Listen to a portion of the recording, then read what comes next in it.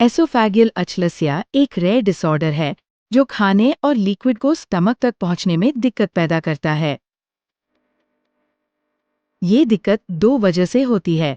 Lower एसोफेगियल sphincter muscle का constant spasm, oesophagus के बाकी मसल्स का पुश पावर या कॉन्ट्रैक्टिलिटी ना होना।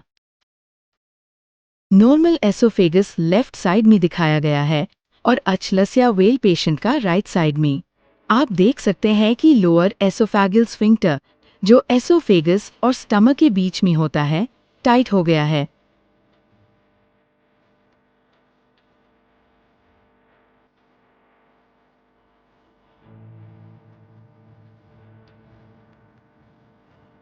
इस डिसऑर्डर का ट्रीटमेंट एक प्रोसीजर से किया जा सकता है जिसे पोअम पर ऑरल एंडोस्कोपिक मायोटमी कहते हैं।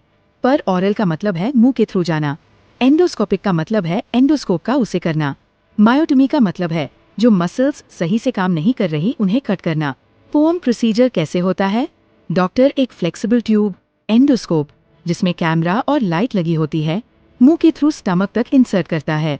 एक स्पेशल नाइफ का उसे करके एसोफेगस की लाइनिंग में छोटा सा इंसिशन कैट किया जाता है। एसोफेगस की वॉल के अंदर टनल बनाई जाती है ताकि मसल लेयर तक पहुंच सके।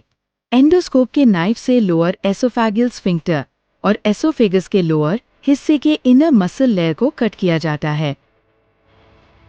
ये कटिंग स्फिंक्टर के टाइटनेस को कम करती है जिससे फूड और लिक्विड इजीली स्टमक तक पहुंच सके।